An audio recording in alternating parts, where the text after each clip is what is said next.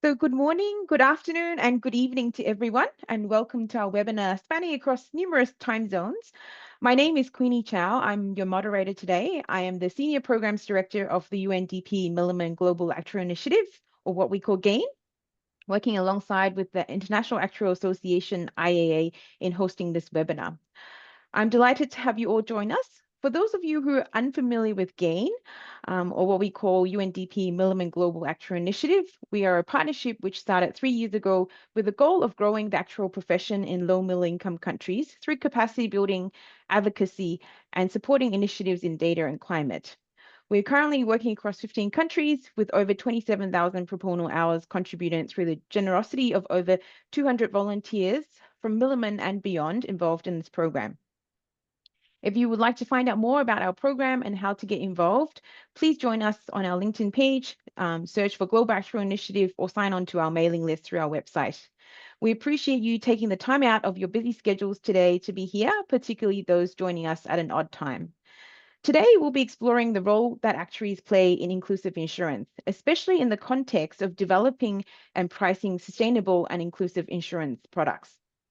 This session will also serve as a launchpad for the more technical session, which my colleagues will run through on the microinsurance pricing toolkits in 2 weeks' time. Today, we have a fantastic lineup of speakers and insights prepared for you. Whether you're joining us from far or near, I hope you'll find the session informative, engaging, and valuable. Before I begin, I'd like to go over a few housekeeping items. So this session will be recorded and the recording will be shared subsequent to the session. Please feel free to submit your questions in the Q&A box throughout the discussion. We'll address as many as possible through the Q&A at the end. If you have any technical issues, please feel free to reach out to the IAA team for support. Without further ado, let's get started. It's my absolute pleasure to introduce our keynote speaker, Lorenzo Chan, who will be imparting some of his wisdom in microinsurance with me today through a fireside chat.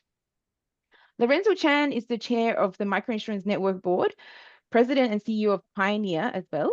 Lorenzo is considered one of the champions of microinsurance in the world. He brings with him decades of industry experience to the microinsurance network, having continually championed insurance for low middle income countries through products and distribution channels beyond the traditional. Those who are familiar with Lorenzo will know that he's a person who truly knows how to light up a room and make learning a memorable experience. He's not only an expert in inclusive insurance, but any discussion with him will also be engaging, fun, and inspirational, filled with lots of interesting stories. So please join me in welcoming our wonderful speaker, Lorenzo Chan. Now, Lorenzo, let's start by telling us a little bit about your microinsurance journey, why you have fallen in love with it, your adventurous journey on this topic, and how actuaries have been involved in this journey as well. Okay, that's quite a mouthful. Hello, everyone. This really started back in 2005, 2006. Just like any other company, we had wanted to grow our market share. We had wanted to become an insurer of choice. And just like any other insurer, we were all fighting for the top AB socioeconomic class and corporate accounts, which is a bloody red ocean. And so we talked to ourselves, if we wanted to grow the business, where else do we go but down the pyramid, isn't it? We're larger numbers, waiting to be served, underserved and unserved. And so that sort of got us started, that's where they were. However, we also knew that it was an uphill battle because until then, everybody thought that insurance was difficult to understand, unaffordable, inaccessible, and really totally unsexy. And you know what? They were right. But then we said, no, we've got to do something really, really different. And so I called it sachet insurance. I'm not sure if you're aware of these little bite-sized packs, sugar in some countries, shampoo, cooking oil, they all come in little bite-sized chunks. They were sort of, for me, why not insurance in bite-sized affordable chunks? And that's what got us started. Now, when we began all of this, there was no rule book. There was no microinsurance for dummies we could adhere to. There was none of that. And we just sort of said, how do we start? And then even our actuaries didn't know very much about microinsurance. And so we said, hey, but we couldn't just launch it without working with the actuaries. Yeah, I think that's how vital you actuaries are in the lives of the insurance companies. And so People ask me even now, what's the role of the actuaries in microinsurance? Well, it is that which you know, which is the general role of the actuaries play in insurance in general. Product, product design and pricing, data and analytics, reserving, solvency management. But I want to add two things: innovation and adaptation, the openness to collaborate with other people in the company to innovate and to adapt, because it can no longer just be this is my way or else. So that really was so we brought them into the fold as we were trying to craft our initial product.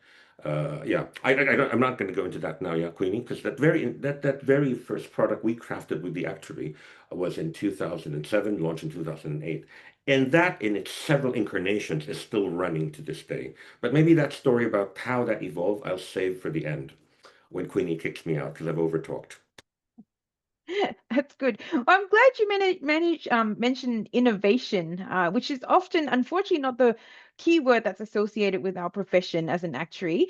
Tell us a bit about sort of, how working with actuaries are in innovation and, particularly, I guess at the beginning of the journey when there was, I'm guessing, a lot of limited data. So what challenges have you found with working with actuaries and, logical rationales who's based everything on data? So without data, how did you price your first product? Oh, And the big issue we had was that we wanted simple, low cost, easy to understand products.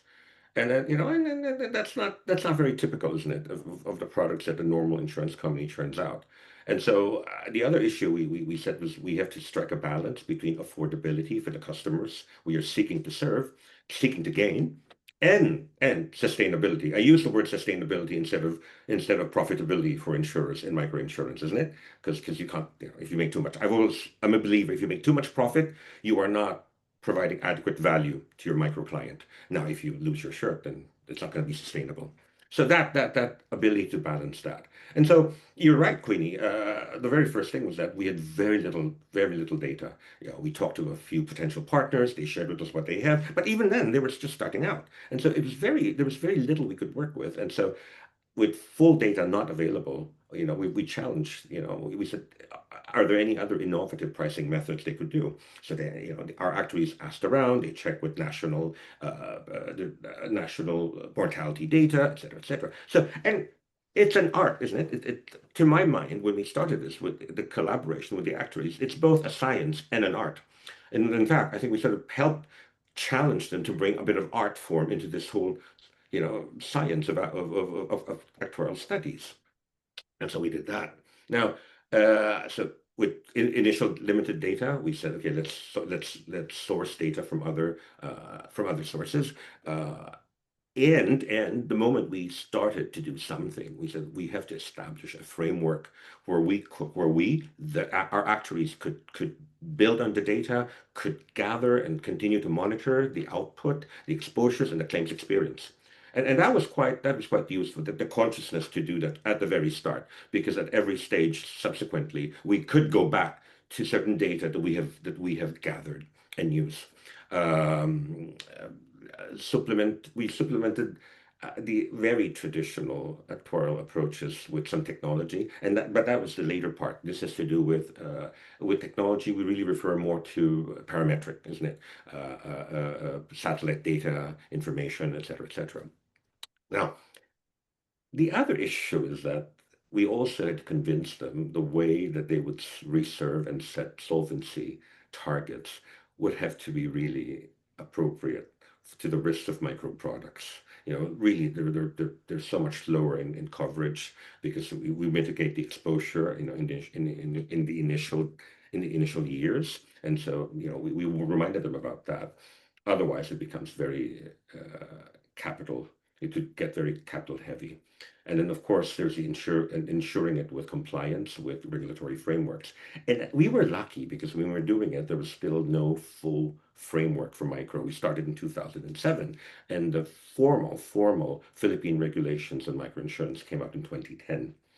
Okay, so we just had to make sure that we were in compliance with those. And then, of course, the whole issue is to do with designing more products that deliver real value to the micro customers. So margins could not be very, very big. In fact, margins were quite slim. And yeah, so there's all of that that we worked with. And I have to say that I've been grateful to work with our actuarial team. I think that there's not been sessions where we stormed out of our rooms. The real problems came from some underwriters that we had who thought they knew better than some of our actuaries. And in those instances, I think I mean, that was challenging. Yeah. For those of us who's not familiar with microinsurance products or inclusive insurance products, tell us a bit about how they differ from traditional products, because I think, I guess it's always a bit hard to convince your actuaries that there's no age-based premium, everyone gets the same premium. And so what are some of those characteristics that you found, and what are some of your learnings about how to serve this segment accordingly based on their needs?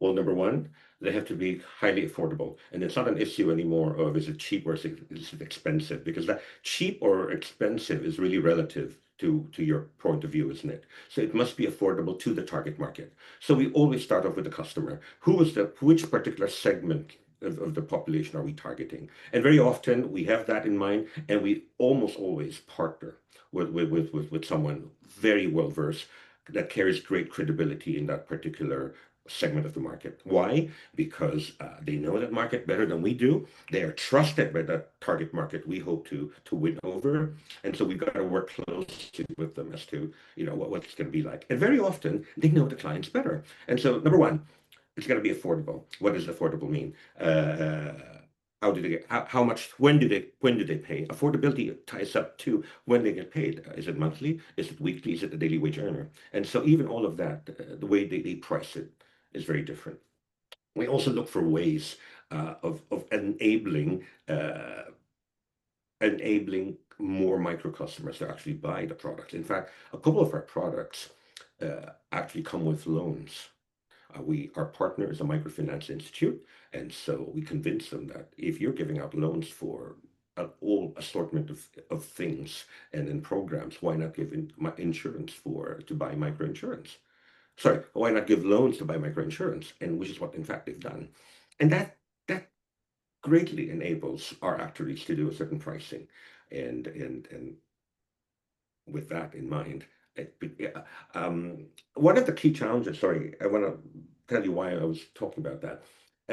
People say then just offer them a monthly payment. Let them pay by monthly installments and not annual cover, that comes with a loan. The whole issue of a loan is the fact that when they get a loan to pay for the insurance, then they're paid, so they're covered for the whole year. If you give it to them as an installment, the moment they miss a payment, the cover lapses. But that's not the end of it, yeah. The whole issue of certain coverages come with waiting periods. Then you reset the waiting period, and so that's part of the education as well. That jointly with the actuarial inputs that we introduce to the target market. So we involve our actuaries in every step of the way, believe it or not. We also convince them to do immersion with us. We actually do a lot of field work. So those of us, involved with pricing, we do field work. We interview clients. We come back to the office. We call the lab, work with the actuaries to price it, to design the products. We go back to the field to do several iterations before we're convinced that it is acceptable.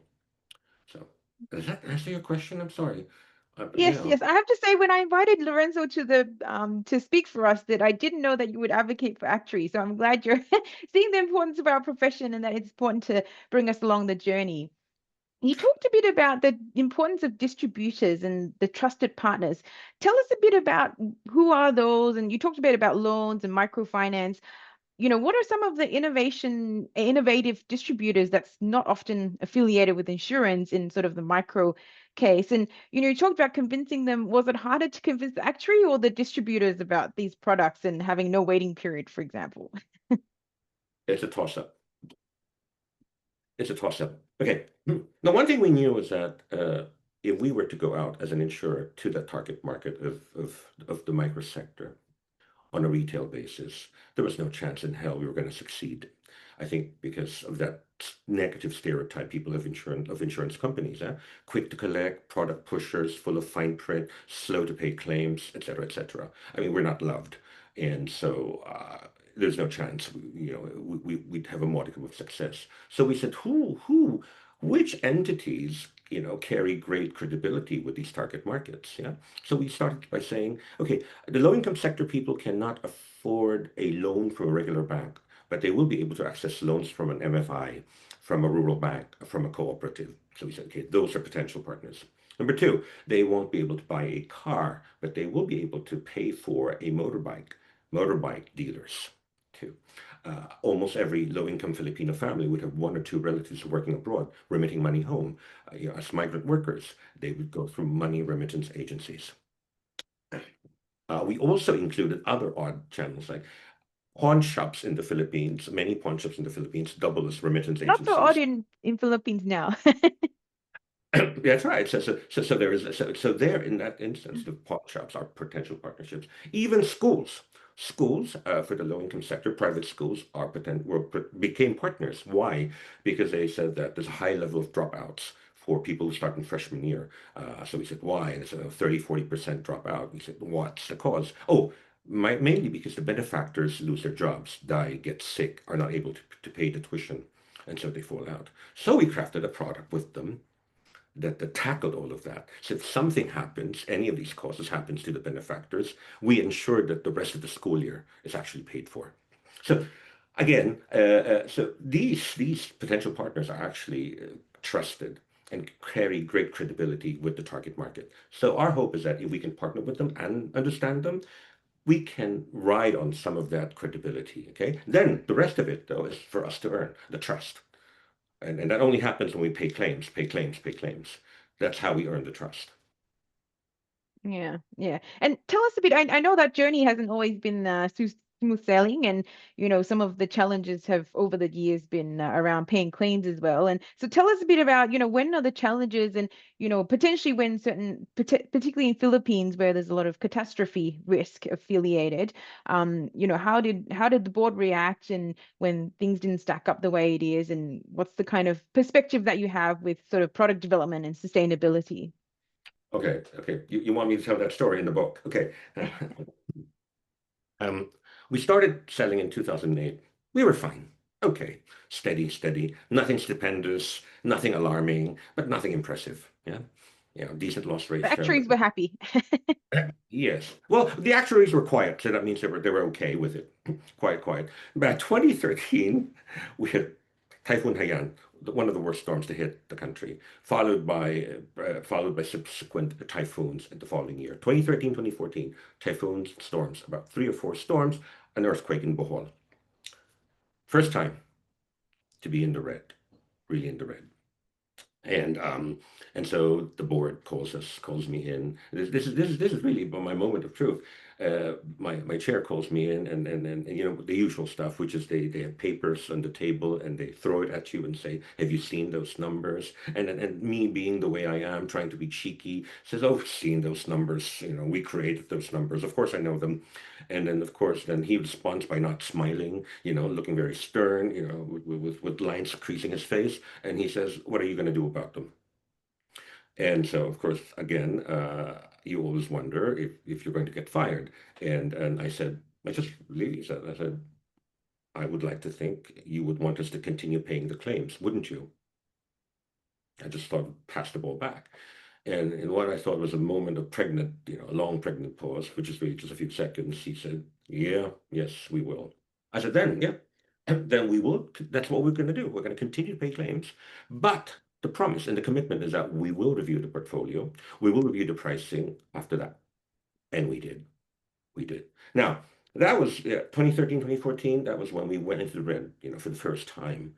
But that was after that, after those 2 years, that was also a tipping point when enrollments doubled and tripled, and we have not looked back since. Now, what have we done to support that?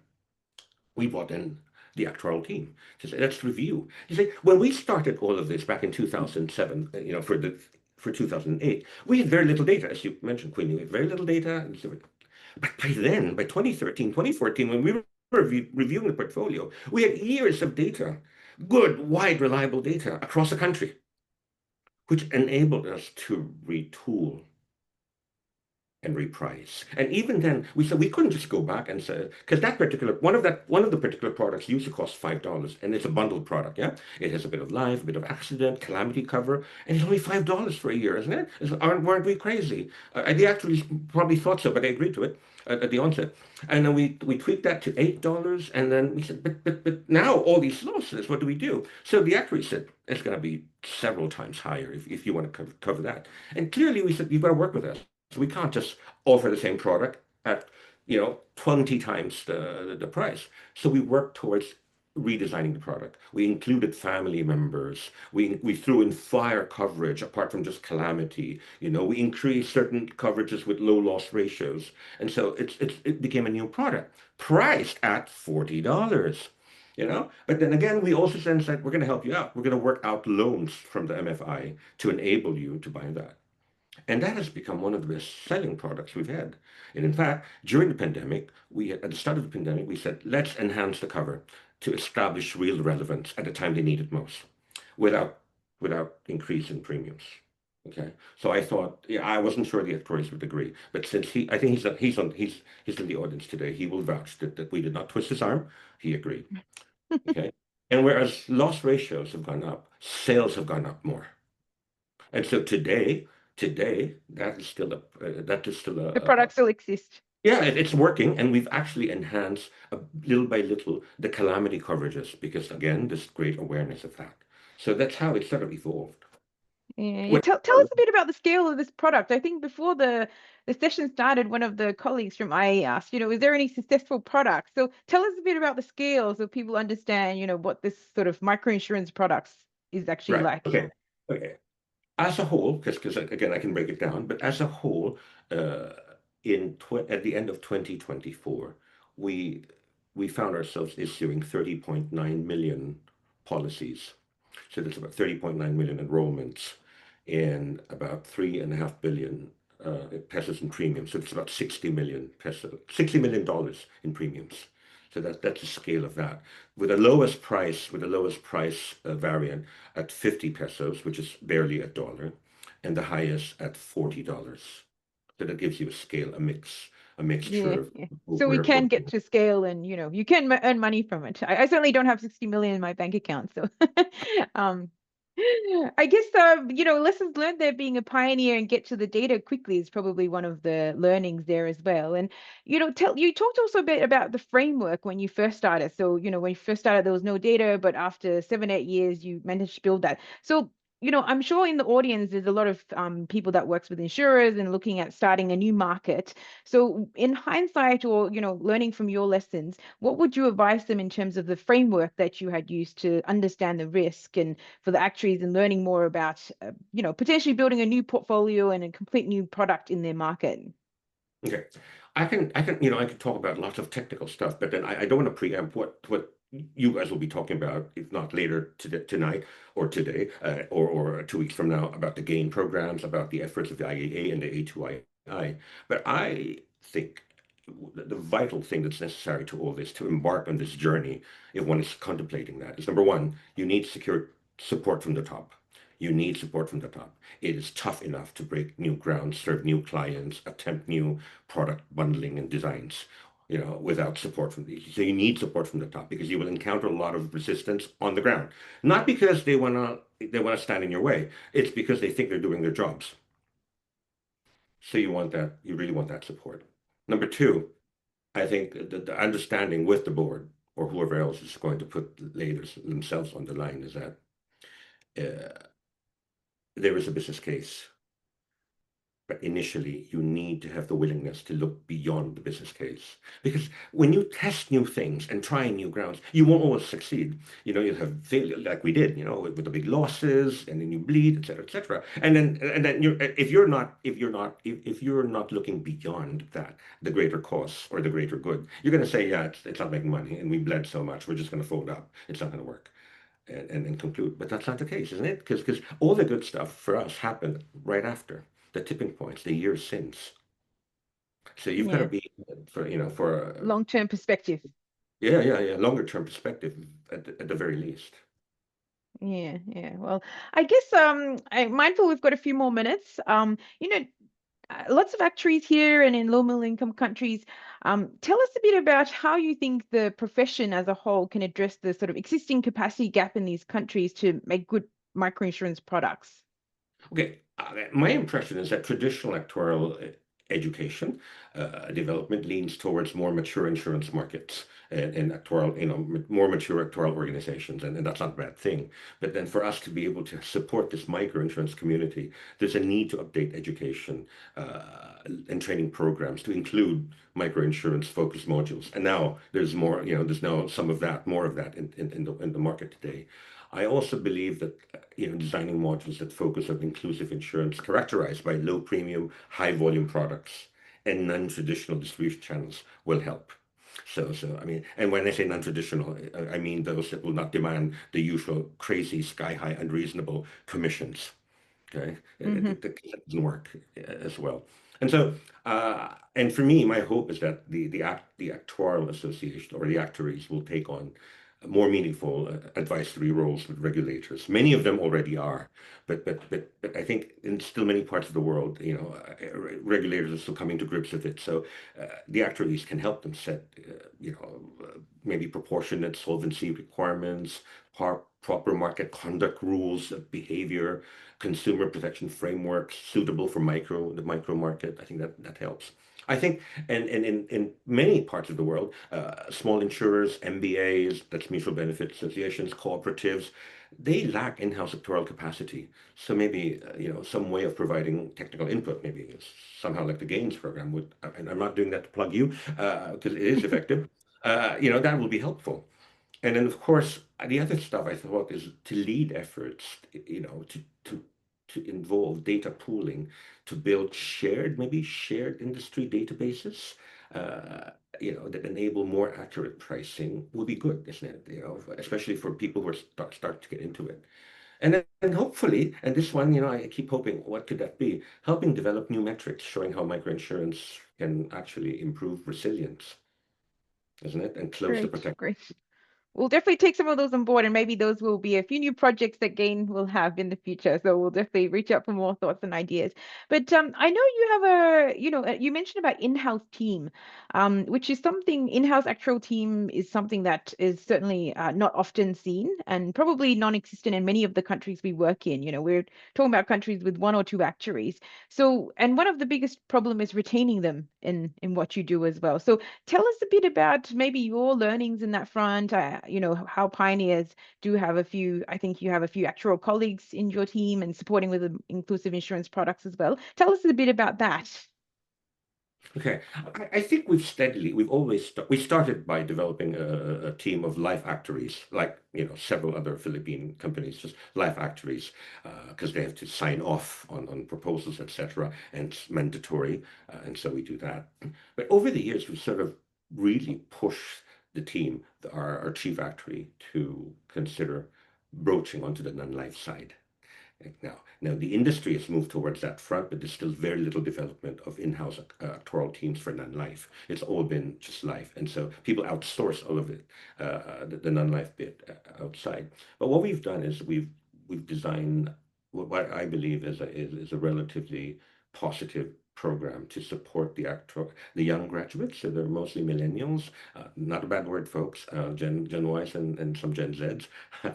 And so we support them, give them leave when they have to prepare for exams, reimburse them for the examinations if when they pass the first time, they get compensation adjustments, etc. So it's a whole package really designed around that ecosystem to nurture them, to give them exposure as they work for us, and yet encourage them on the side to go for their exams so that there's advancement, etc. And so there's training as well. So today, I think we're talking about over a dozen on the team, maybe 12, 15 of them, if I'm not wrong. And we're Yeah. quite, they're all quite young. I mean, yeah.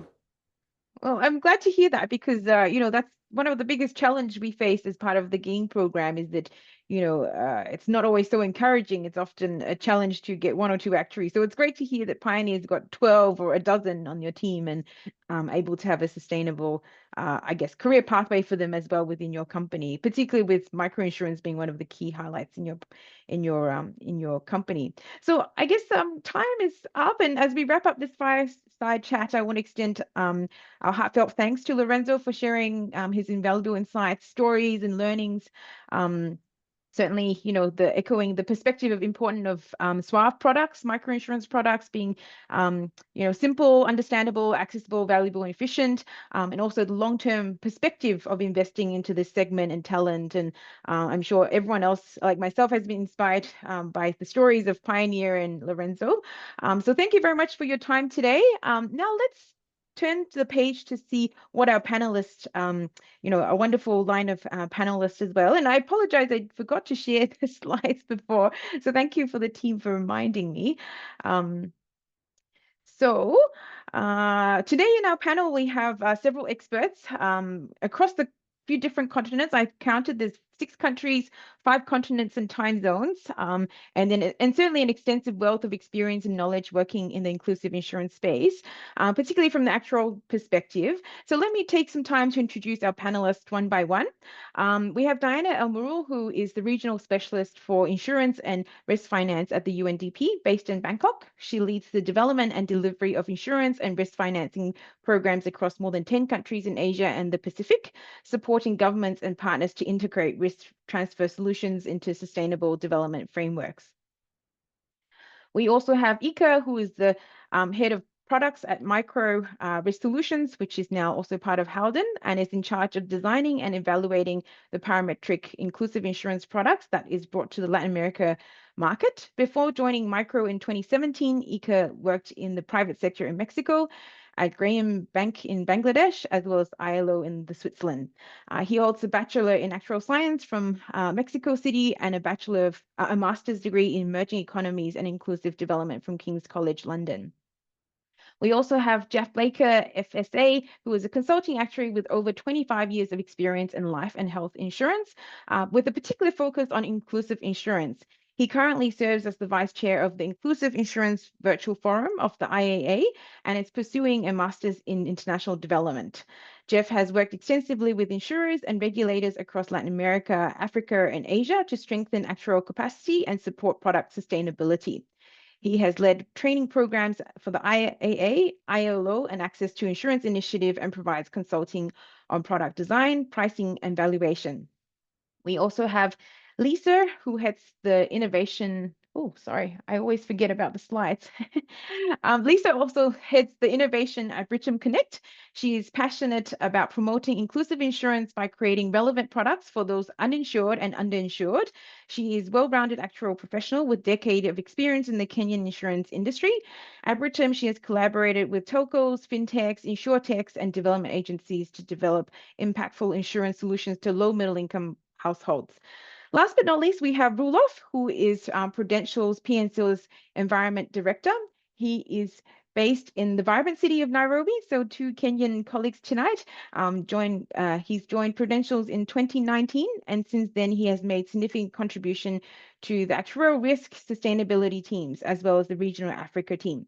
His expertise has been instrumental in developing climate scenario testing for the group, and he has co-authored several sections on climate in its sustainability reports. Most recently, Roelof has also helped roll out Prudential's inclusive insurance framework across its Africa businesses as well. So after hearing all of these impressive profiles, I'm sure you're excited to hear their thoughts on the topic that we have tonight. We will have a Q&A round at the very end of the session, but I do encourage you to continue typing your questions in the chat, where we have a colleague monitoring the chat to consolidate the questions for the very end. So in most low middle income countries, actuarial capability is weak or non-existent. It's often compounded by lack of data, as discussed with during the fireside chat, particularly on the population most at risk and on emerging climate risk. There's also a perception that actuaries can kill innovations, but I'm glad to hear from Lorenzo that, innovation is the word tied to actuaries as well. But in often all cases, the involvement of actuaries have actually deterred the development of inclusive insurance products, by having conservative estimates and in turn making the product less profitable while incurring high expenses in obtaining actual inputs. So hopefully those are not true. And so I'd like to pose to all the panelists on their views about the role of actuaries in microinsurance. So if we could take turns sharing a concrete example or a story around where you think the role of actuaries play in microinsurance would be great. So maybe we can start off with Diana on sharing about that, the non-actuary on the panel. Thank you, Queenie, and good evening, good morning, good afternoon to everyone. It's a pleasure to be part of this panel. Um, so, from the perspective of UNDP, and we are a development partner within the Global Actuarial Initiative, the role of actuaries in microinsurance is absolutely central to much of the work that we're promoting, particularly on the agenda of sustainable financial protection for the low income and vulnerable communities. And I think Sir Lorenzo has already comprehensively enumerated, the distinct roles. But I wanted to build on his reference to the actuary's expertise in quantifying and pricing risk, to make sure microinsurance products are suave, as Queenie mentioned, simple, understood, accessible, valuable, and efficient.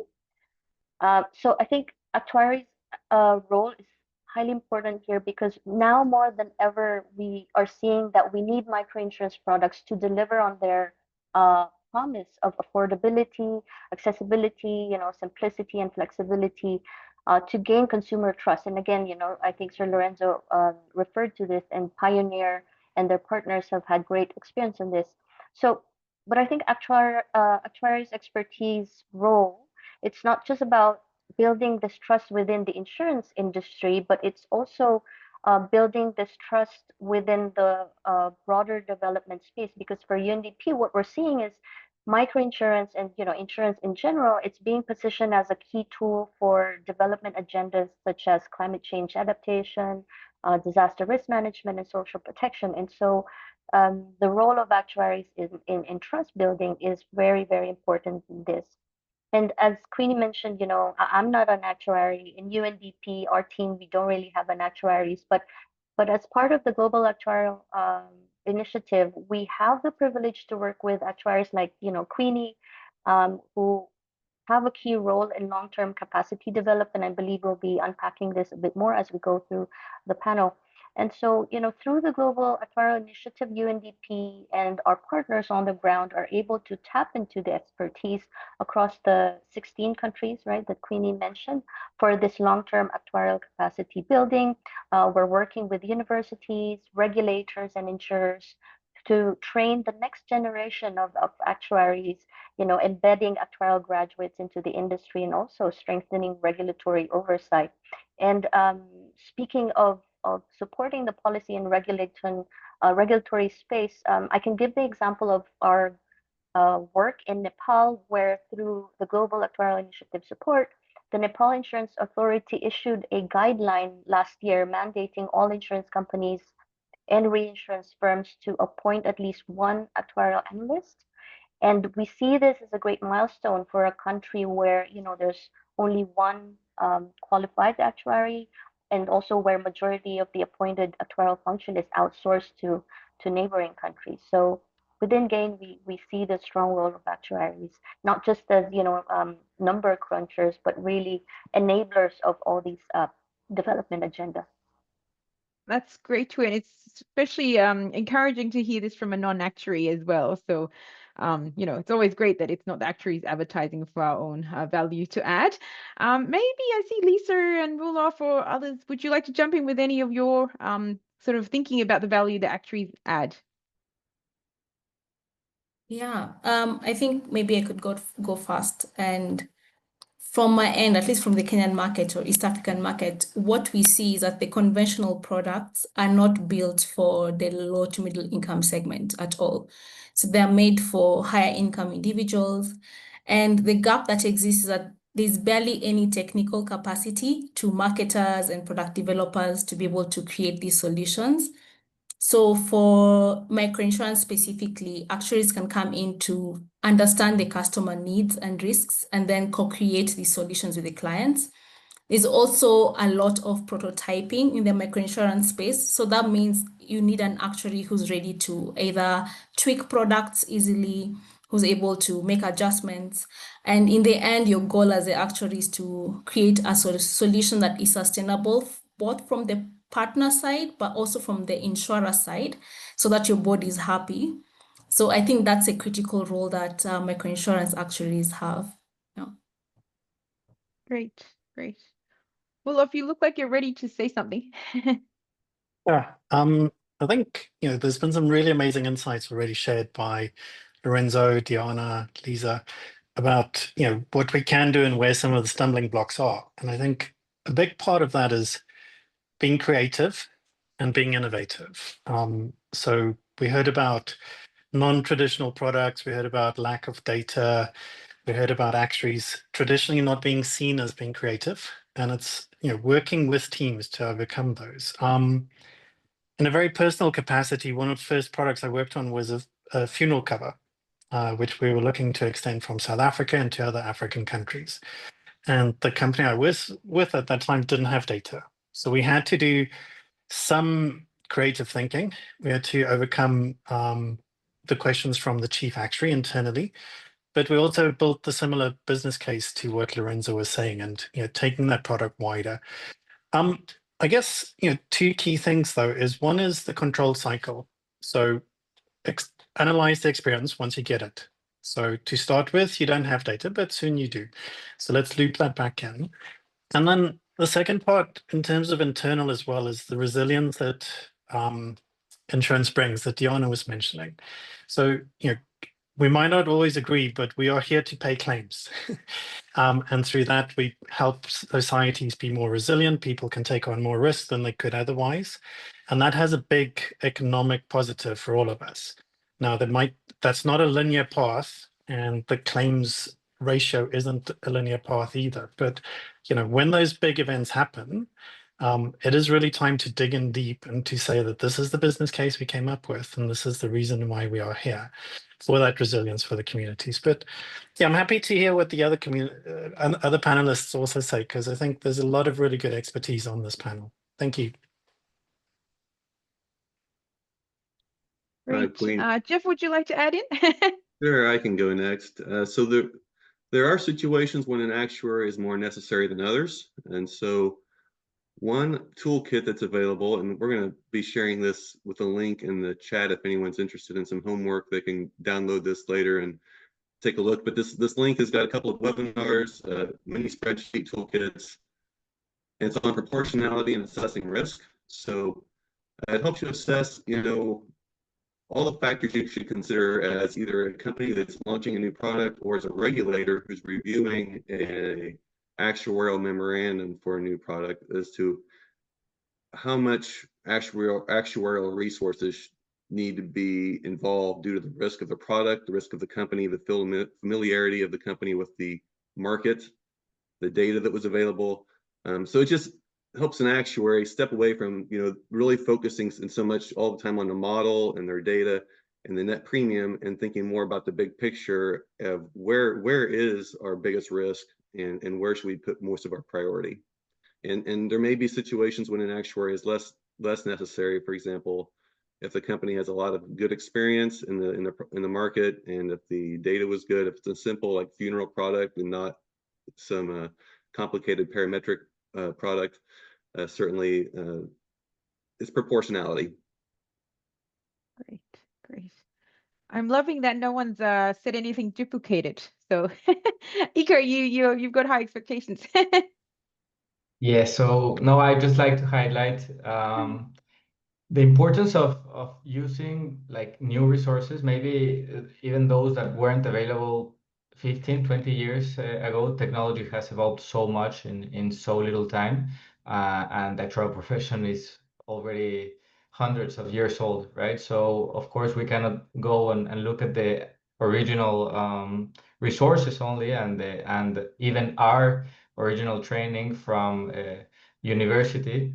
Glad there's so much young actuaries joining the microinsurance arena so that they can bring in all all the new skills required. I'm referring to programming, not only AI, but knowing different technologies like Earth observation for parametric insurance, like well, a lot of it will end in AI, like machine learning. I just heard in a conference in London in March on CAD modeling about co-pilots in which underwriting in the end it's basically typing, not even coding anymore. So you don't really need to know the language, but it's a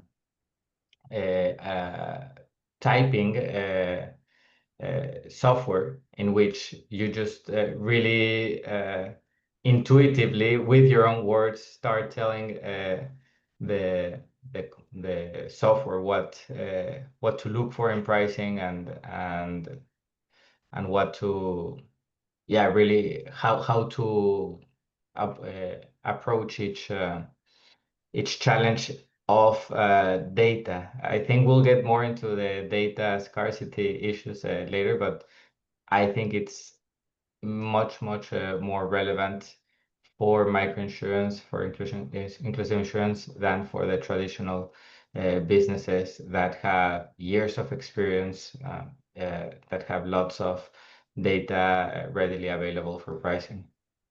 Yeah, yeah. We talked a bit about all the changing landscape, and one of the, I guess, area of where maybe actuaries work slightly less in is sort of environment related or climate insurance products, which of course is essential for helping communities and business recover from climate related disasters. So, I guess although products are increasing and there's more learnings and more awareness of the importance of these protection, I guess there's still early days, particularly in the micro segment. So, Ika, tell us a bit about the challenges involved with being an actuary working in developing climate-related products, focusing on micro segments, particularly on the topic of pricing. You alluded to data as well. So, what's some of your learnings on the topic as well?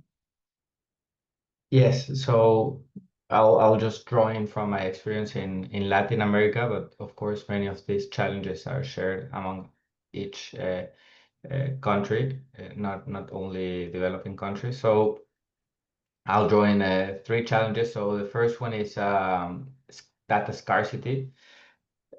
At Micro, we work with parametric insurance only. So of course we face a lot of the data scarcity problems. But the great advantage is that products are not necessarily priced on portfolio experience, but on historical weather data or climate data, either satellite-based or ground station-based. So in most of our the countries we operate in, if not in all of them, we don't have enough ground stations to go out and offer insurance to everyone in the country, and that's by definition what an inclusive insurance product would do. Not leave out those in remote places, but include everyone, and try to be as simple as possible. So satellite data can solve that issue. Then we run into problems also when trying to find lost data, historical damage inventories needed to calibrate parametric insurance. You have to get creative with that, combining different sources, even looking at proxy indicators for damage. And then the other issue in data would be maybe some very good satellite data that is available, but it's private. So if you are offering that policy to a large business or a hotel chain, maybe it's affordable. It can be included in the price, but when you're trying to sell $2 per month policies or $5 per month policies, you really don't have that much left to buy in data for operation or for pricing and operation. So that's a challenge.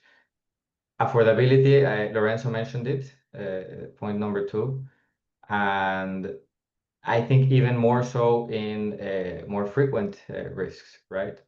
Such as climate risks and loss insurance instead of life, where you can you can have the luxury of having even a single digit loss ratios in life insurance. Well, not in climate insurance, where loss ratios typically go beyond 30% and even beyond 50, 60%, which is good. Like it was mentioned before, we're here to pay claims, and that's the implicit value of the product. But of course, it's a challenge, especially in voluntary schemes where there's no subsidies and people wouldn't prefer a 10% premium, a 10% rate, but either a 5% rate. It's you really have to reevaluate your product each year, sometimes even more frequent than that, to really reach the right balance between frequency and severity. And the last point would be transparency, especially because of the bad reputation that the insurance industry has in this regard. And so for inclusive insurance, to make it simple and easy to understand, you have to be really transparent, forget about the fine print, and products with either no deductible or very small deductible, and other ways of making sure that we prevent fraud, or that we prevent moral hazards and other problems that we might face for the product sustainability. Testimonials have been very useful for us, because in the end, a product can grow much faster if it's their own people telling their experience and saying how they trust the insurance company because they got a payment. In our case, an automatic payment. They didn't have to file any claim. In other cases, where risks are less frequent, such as life, then testimonials are even more crucial, right? Because of the fewer opportunities to share the claims, well, the payout experience. And also, Lorenzo also mentioned the partnerships. In our case, we wouldn't be able to go with our products into the retail market. It's really non-conceivable to put out there the insurance product on a shelf and expect people to buy it. It really has to be bundled with something, and it doesn't have to be credit necessarily. It can be other things, and it can be distributed through other actors working in the development area, like UN agencies, cooperatives, NGOs. But we really discard putting the products on a shelf and expecting people to come and buy them by themselves. Thank you for all the sharing around the wisdoms on microinsurance products. Well, maybe we'll. I think you're also working in similar sort of space around climate-related products. We would love to hear a bit about Prudential's experience and sort of how the challenges around the micro segment and how you guys have developed your products as well. I'm happy to share, and I think Iker has highlighted a lot of the challenges in terms of technical data, getting that together, having to look at new sources, and potentially paying for those. I think there's a couple of things. One is I feel very lucky to be working with people who put sustainability very much at the heart of the business. So just as a wider view, we've developed a sustainability strategy which focuses on how we invest, how we do our operations, but then also very much the products we develop. So for that, for the inclusive insurance products that we do, we had a look around, and this is one of the non-technical bits that I got involved with as an actuary is, what is inclusive insurance? Because it is about affordability and accessibility. But what does that mean? So we had to come up with our own definitions that we don't do social washing. And for us, it means about widening the insurable interest. Can we add the grandma which normally isn't insured but raises the family? Can we also, bring in people who have pre-existing conditions? At one point, you couldn't get cover if you had HIV. Now we can price for that as an actuary profession. Can we bring in pre-existing conditions and offer cover for that? Now, affordability is a different concept, like Lorenzo mentioned, but and then something, can we reach out to areas where there's socioeconomic or socio-demographic challenges? So people not getting paid monthly, gig economy workers, can we build products for that? But to come to a more practical example of what we've done is, in terms of data, it's not always possible to get it. So partnering with NGOs, partnering with philanthropists is one of the ways to test things, and then learn from it, and then build it wider. And one of the things that was done in India is with Swiss Re, with Climate Resilience for All, with the Prudential joint venture there, was a parametric product, where if temperatures go above 40 degrees, self-employed women get income protection payout. So we're life and health insurers. We can't do agri, we can't do property, we can't do that. But by partnering with the philanthropists, we can test this, get the data, learn from it, and also use different aggregators. How do you sell to self-employed women?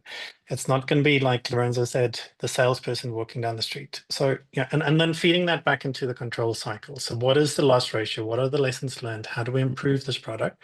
How do we expand this product? And how do we grow this product? So that was the really exciting one that we are doing at the moment, and learning from it. Feeding back into it, and I'm glad to see the tools that Jeff is sharing, and I can empathize with Ika's challenges about data. And maybe the last comment to just close on there, because if we don't have the data, there's a natural tendency to price more conservatively. You are uncertain, so you add a margin for the uncertainty. But that comes back to the affordability bit. So can you partner with somebody to keep it affordable and learn whilst you're doing that? Would be my suggestion, Queenie. Great. And what an exciting product. Hopefully, when the product, you can share more. We look forward to reading more about it. It sounds like a very interesting product. There was a lot of mentions about working with partners, and inclusive insurance often will involve working with technical service providers. And I guess would love to hear from Lisa around that experience particularly in the context of pricing. How does it differ between conventional insurance products, and what are some of the learnings in aligning incentives and ensuring that accurate communication is also being done between sort of technical service partners and distribution partners from the product itself? That's a good question, Queenie. I think increasingly, as we growing the inclusive insurance space, we are seeing a lot more technical service providers getting into the area, particularly because of the lack of technical capacity also in microinsurance companies.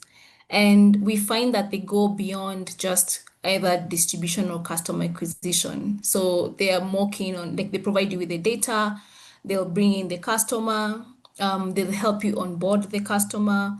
They in the cases of climate, they support you in loss assessment as well as settlement of claims, and just generally product development. So you find that their skin in the game is quite a lot, and so they come in to command more pricing. They have more command on the pricing. I think from our end, how we try and work with that is we co-create together. So you'll find that a significant portion of the pricing, what you'd have allocated as admin cost or operation expenses internally, is what you will be outsourcing to these TSPs, as well as you'll find that the incentives will have to be more than just commission-based. So you'll have revenue share models that are looking at both the performance and the production of the partner, as well as the loss ratio performance. So there's almost an incentive for a good loss ratio performance. What we're seeing also increasingly coming up are fronting models or stop loss models where a TSP is willing to take up the first risk and then the insurer will come in to take up the additional risk. And this, of course, goes, you have to get regulatory approval for that.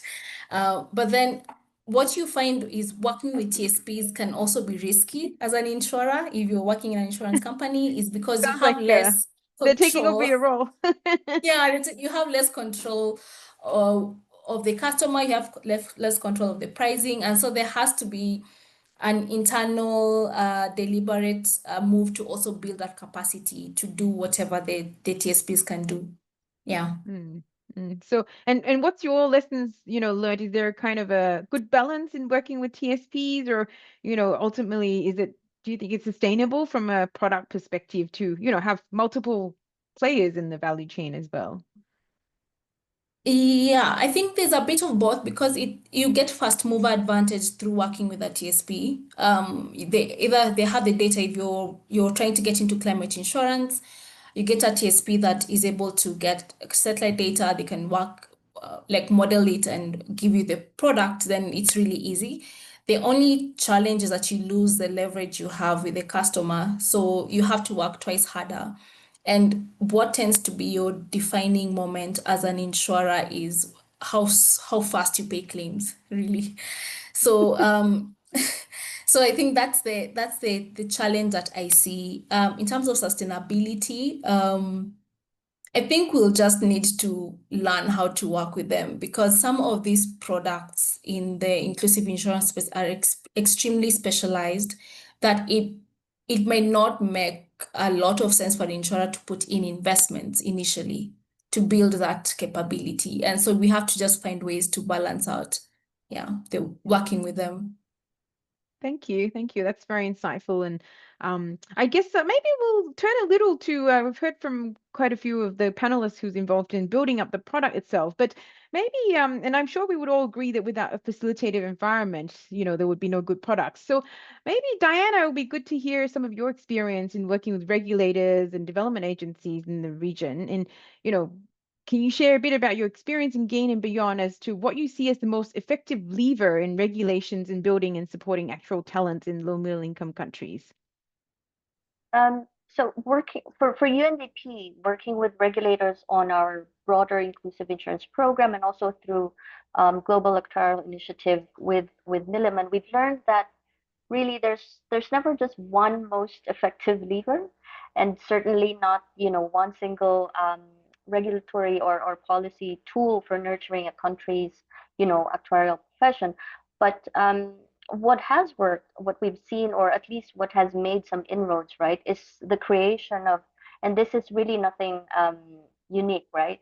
It's the creation of an enabling regulatory ecosystem, where the actuarial talent can grow and thrive. And I'd like to highlight maybe two important drivers of this ecosystem that stood out from how many years have we been working together, Queenie? Like 3 years? 3 years. From the 3 years that we've been implementing GAIN here in Asia. So one of the first driver of this ecosystem is really the regulatory recognition of the actuarial function. And I believe this is really foundational. And I think, Queenie, you mentioned earlier in your introductory brief that, in many countries, actuarial profession is not fully recognized, it's not acknowledged, it's certainly not appreciated. And in many of these countries, there's not a strong professional role for actuaries. So what we've seen is when supervisors explicitly require actuarial input in areas such as, and I think Lorenzo mentioned this, when they require actuarial input in product approval or risk-based capital reserving, they actually create the demand for actuarial skills. And this recognition of the actuarial function then elevates the profession, as we've seen burgeoning in the countries where we're working in. And it really encourages also companies to invest in actuaries. And it also signals to young professionals that the actuarial career is valued. So across the 16 GAIN countries where we are working, this recognition of the actuarial role is captured through roadmaps on strengthening actuarial markets, which UNDP and Milliman, we've co-developed with the leadership of the national insurance regulators. These roadmaps outline interventions that are meant to address issues not only on public policy and regulation, but also on the country-specific supply and demand issues. So based on these roadmaps, also GAIN has organized regulatory roundtables in Asia, Africa, and Latin America to equip the regulators with the basic understanding of the regulatory role of actuaries and also what kinds of factors to consider when defining such roles. And we believe like these roundtables have been really effective in allowing regulators to share and gain insights from their peers. And then the second driver for this enabling ecosystem, I believe, for local actuarial talent is the regulatory support for capacity building. I think I've referred already to the importance of long-term capacity building, but the approach of GAIN is really that we need the regulator to be in the room from the very beginning, because rules alone are not enough, when there is no local expertise to comply with these rules. So in many of the countries that GAIN is working in, majority of the appointed actuarial function are outsourced to international actuaries. So the capacity building goal for GAIN is really to retain talent and strengthen the profession. And with regulator support, GAIN has been able to convene and bring together partnerships. And Lisa and Roloff had referred to the importance of partnerships. So the regulator, we've been really leaning on to them to convene insurers, universities, and also professional associations. As the initiative conducts mentorship programs, we've hosted on-site and virtual trainings, and also engaged at the C-suite level. And one of the examples of the importance of the regulator in this capacity building is one exciting work in Vietnam, where we've been supporting the insurance industry in establishing an actuarial society. So the Vietnamese Insurance Association, they've been trying to engage the regulator to establish the society for many years now, but then it's only been this year actually that they've been able to get majority of the sign-offs from different government entities. And we do expect that the society may be up and running within the next few months, hopefully. And so GAIN was very instrumental in getting the process moving, because we've been raising the awareness on the importance of the role, how it could help with the industry, and also building and retaining that talent. So I think what's really been effective is when regulations not only mandate actuarial involvement, but also invest in the conditions for talent to grow through partnerships and long-term capacity building. Thank you, Diana. It's great that you mentioned community, and I'm sure Jeff is very happy to hear that, because he leads the community of actuaries in the Virtual Insurance Forum as part of IAA. And I think now it's a good time to talk about, particularly for those audience in the room that is an actuary or interested in getting involved in some of those activities. Jeff, it'd be great to hear a bit about, what the forum does, and, some of the learnings from these topics, and what are some of the tools and resources. And I think some of the colleagues have already shared a few links, but if you wanted to highlight any other resources for the actuarial practitioners, I'm sure they would find it very valuable.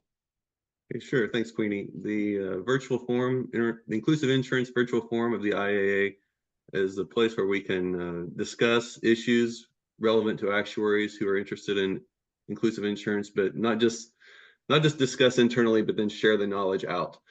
So one of the examples, the toolkit that I shared earlier, is an example of what we do as far as sharing knowledge. We also collaborate with organizations, activities like GAIN, where we offer some volunteer services and peer reviews of the models and so forth.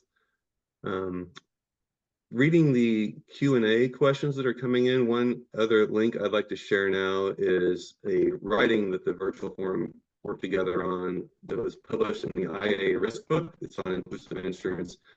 And certainly a lot of the things that Iker and Deanna and Roloff and Lisa have mentioned already are part of this chapter. And it's it may start with, what is microinsurance? How do you define it? But then it gets more into what are the impacts to actuaries of the differences between traditional insurance and inclusive insurance. So I think some of the Q&A that's coming up, some people may like this as a takeaway for more homework to learn from this risk book chapter. Let's see, some of the other learnings you asked about that maybe have come out have already been mentioned for sure. Agree with the partnerships and the data issues. So I don't want to repeat what's already been said, but one thing I could add is some good advice I got regarding data at one time. And that is, don't become so focused that you spend this much of your time on the net premium and the claims data, and you spend 20 minutes on the expenses that go into the gross premium, because you can also lead to insolvency or a product that won't reach scale because you messed up the expenses. And that data is available. You just have to go ask the right questions to your organization. So I think I will leave it there. We have, I see that in the chat, we've posted the risk book chapter link if anyone would like to check that out. Anything else? Client value, I think Roloff and Eker have mentioned claims ratios, but and I think Roloff also alluded to that there's a lot more to client value than just claims ratio. Of course, that's the first thing you think about. It's an easy low-hanging fruit, how much of the premium is going towards claims, but we're working on, in the virtual form, a paper on client value, and one of the learnings that's coming out of it is that certainly by giving people insurance, they can be less risk averse and take out loans and grow their income. For example, if they're a farmer, they don't have to just use what little assets they have to buy the seeds. Maybe they don't have to be so afraid of being a climate change, a problem, drought, or flooding during their crops. They can have some courage to go out and take a loan, buy more seeds, and increase their yield if they have insurance backing them. And that does not show up in the claims ratio, but it is valuable. Great, great. Well, I also wanted to give a quick plug in on one of the tools that GAIN has been working on in the last 2.5 years, actually, since we started the program, is a microinsurance toolkit, which will be launching in 2 weeks' time. On the 23rd of September, we'll have, as part of this, I guess, virtual series, there will be a second webinar that will, where my colleagues, authors of this toolkit, will be providing some insights on the toolkit as well. So I would highly encourage you to join us on that webinar as well. Maybe a question before we go into Q&A for all the panelists, and maybe we can try to keep it short, as to, in the context of GAIN in sort of short-term capacity building through pro bono efforts from actuaries, what's your top suggestions of how actuaries as a profession can address that capacity gap in low middle income countries? Maybe I'll start off. Maybe Jeff, you can start us off. You had the challenging round of being the last one, so maybe you can kick us off. Okay, so yeah, the question then was, what can we do to increase the supply of actuaries? Maybe I think Correct. one thing the GAIN's doing, I believe, really well is maybe the peer support and the mentoring. So we have these webinars and toolkits we can put out there, things people can read, but there's some value also in having someone, if you're a young actuary, someone new to this, provide a peer review or mentor you and help you along the way. So that's something I believe that GAIN is active in it already. Great, great. I don't know if Diana has any suggestions for us. I don't have anything really innovative, but I was going to repeat what Jeff mentioned. For us at UNDP, working directly with Milliman, we've seen firsthand how, pro bono contributions from actuaries can really shift the way that the profession is viewed in the countries where we're working with. And so I think the clear way forward for how the profession can help address this capacity gap is, I think, by moving from the short-term technical support, which currently what's being done, to expanding it into long-term partnerships. So I think this means building upon what GAIN has successfully done. For example, matching the international actuarial ambassadors with students, providing those capacity building to technical level staff of the insurance companies, but also providing that support to these burgeoning actuarial societies that we're seeing, either being established, like for example in Vietnam, or strengthening existing ones. So really building what's been done and being in it for the long haul. Great, great. Thanks, Diana. Ika, do you have anything to add?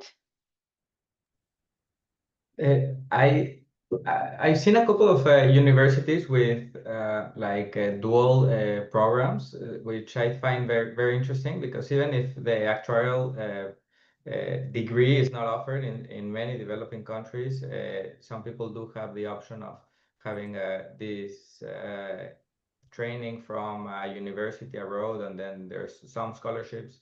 Some governments offer them more than others. Sometimes it's the home government, like the Shivning scholarships from the UK, offering it.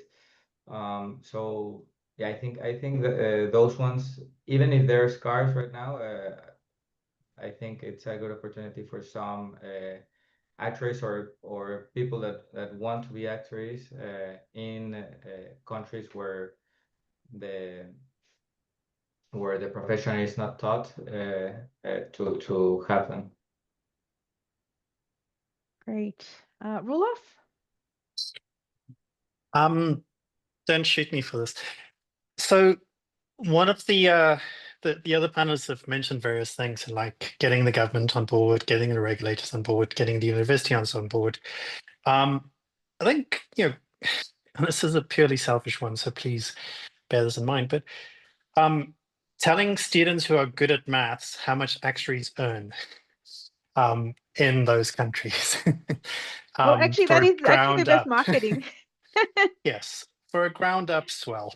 So, I mean, in a very personal story, I got to my final year at school, our careers advisor went, I don't know what an actuary is, but this is how much it earns. And that's what triggered me to go into it. So I think, it's from a personal experience. I'm not promoting this as engagement with governments, but, through schools, through universities, relevant marketing, let's call it that, relevant marketing. Great, Thanks. great. Lisa, would you like to add anything before we wrap up to Q&A? I think the main one is always a scholarship program, at least from a Kenyan context. What we find is always people are willing to do the professional papers, but they're not able to because of financial challenges. So it's developing like financial scholarship programs or financial programs. It could be in partnership with government or with insurance companies. So I think that's always would work. Yeah. Great, great. Well, thank you to all the panelists for your time. We've got a lot of Q&A, so I'm not sure if we will get around to every one of them. So I will pick a few that I think it's slightly more relevant to our discussions, or probably that's repeated across the multiple questions that's come in. One of them is in particular around, and that's something closely related to what GAIN has been doing, is it advisable to engage an external actuary for pricing methodology inclusive insurance?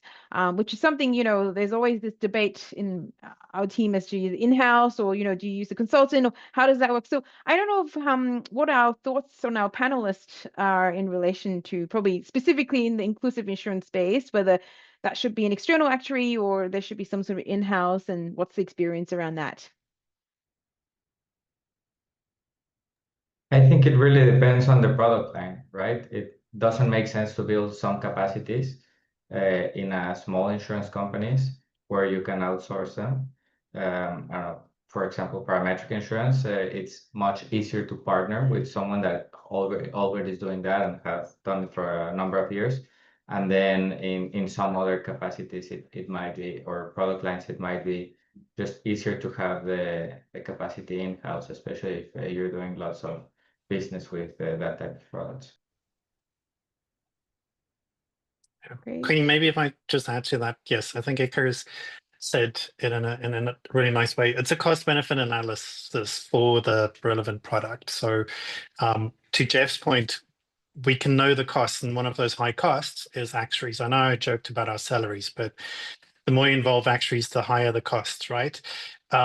So it's about, can you find the expertise at an affordable rate, and can that actuary consultant then show that they are adding value compared to slowly and longer term developing it in-house. So there's no right or wrong answer. It depends on the situation, really. Great, great.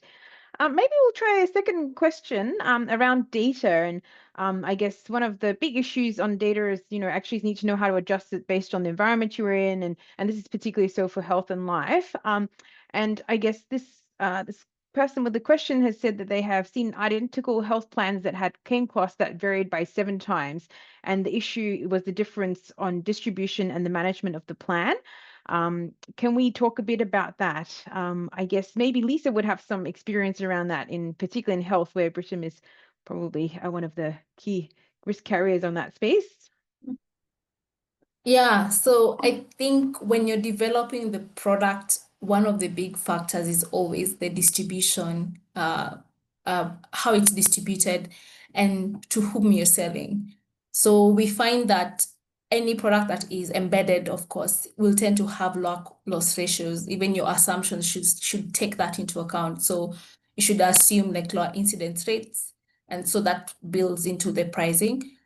When you're looking at individual level, particularly like for health insurance, we find that health insurance is a bought product in East African market. So people who are purchasing it are looking to claim from it. So you have to adjust your assumptions particularly higher for that. So I think the main thing is how it's sold and to whom you're selling. Group products tend to have, of course, lower incidence rates, and so your pricing should be adjusted to that. Okay, that's great. Thank you for that. I guess there was one question. Maybe Jeff might be have some good thoughts around this. Is that there's a major challenge for actuaries in low middle income countries is the high cost of the certification, and this limits access to the profession. And so the question is, what solutions or support do you think could be helped to make actuarial certification more affordable and accessible so that young professionals can contribute to areas like microinsurance? I may have to ask for help from the other panelists. I don't know yeah, if Diana has any thoughts. Maybe yeah, Diana, who's been working on this someone, challenge with me, might have some thoughts. That's true. someone mentioned scholarships. That would be Yeah. one way to help. Oh, go ahead, Diana. No, but I think the approach of GAIN for this one is really a long-term, let's say, investment, right? Because as I mentioned, we're working through it through partnerships and building this ecosystem. And so through the activities that we're doing, like for example, that regulatory issuance that the Nepal Insurance Authority issued, we're hoping really that it will result in this snowball impact where, because it's requiring companies to have at least one appointed actuary, this will uh, result in greater investments and demand for the skills. And I mean, the ideal scenario is that in the case of Nepal, if they could follow the example that Pioneer set, if you heard Lorenzo earlier, the company itself invested in trainings, and was it also paying for some of the exams for the staff. So hopefully with this ecosystem approach and with the partnerships, um, there's greater investment to subsidize probably some of the expenses for the students. But yes, the downside is not, I don't believe we will see positive traction anytime soon, but it really will be a long-term game. Yeah. Great, great. Maybe a sort of more technical question is that how can insurers ensure actual pricing precision in microinsurance sector with subsidies where underwriting is minimal and parametric triggers can lead to claim disputes? Also, how can we manage moral hazard and basis risk without the traditional tool used in retail insurance? Maybe we can ask that in context. I think Ika might have some thoughts around that. Yes, I mean, it would take an hour to answer fully and to give all the detail. But so first, the subsidy part is crucial because in some places where subsidies are available, then the offer side, reinsurers, insurance companies will try to raise the premium and therefore have a higher frequency, higher payouts, or just higher commissions, which would be the worst of the three. I don't think that's the case. I think even if there are subsidies, companies should aim to keep the design, the pricing at levels in which when subsidies fail, the example of Colombia today, when government subsidies fail for parametric products or other lines of businesses, then people can afford them by themselves. And on moral hazard, well, parametric solves it almost by itself, depending on, of course, on which index you're using. But then you have to solve basis risk, and we could spend a whole webinar talking about basis risk. Basically, let's say that I'm against the view of positive or negative basis risk. I don't think we should see it that way. I think, well, for those that don't know what basis risk is, it's the difference in, especially in parametric insurance, between what's paid out and the actual loss. I don't think there's a good basis risk. We should aim to reduce it both for the insurer and for the insured party. So yeah, just maybe it's more worrying when it's affecting the insured party and can cause reputational damage. I'm interested in hearing what Royalov has to say also, because I know he has experience in this regard. Yeah, there's no golden solution for this, Iker. I agree with you. I think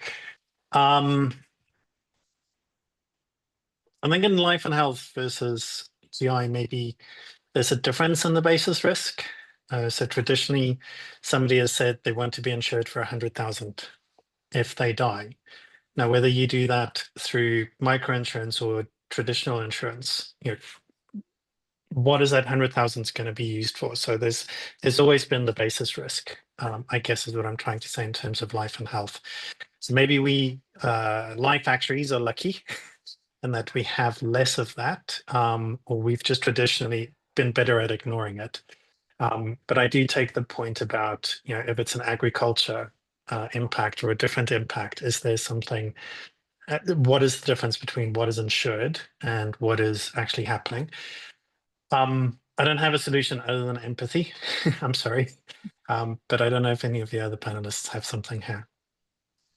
Okay, well, thank you very much for sharing. Sorry to jump in there. I guess I'm a bit mindful of time, so appreciate all thoughts, and I guess we'll wrap up on all the Q&A. So apologies if we didn't get to your questions. I'm sure if there's a particular question you'd like to direct to our panelists, you can continue the conversations on LinkedIn, or you can, reach out to me as well. I guess thank you very much for joining today. Before you head off, we would love to have some of your feedback as well. So if you've got a minute or so, please scan the QR code or give us some feedback on today's engaging session. So thank you very much for joining us today and being part of this insightful discussions. I would like to give special thanks to our keynote speaker, for Lorenzo, as well as all the great panelists that we have today. I think we have brought in a lot of diverse, different experience and sort of extensive understanding around the topic as well. Thank you very much to everybody joining us on this webinar. Please join us for the next session as well, introducing the Microinsurance Toolkit. Have a great day, afternoon, or evening as well. Thank you, everybody. Thank you.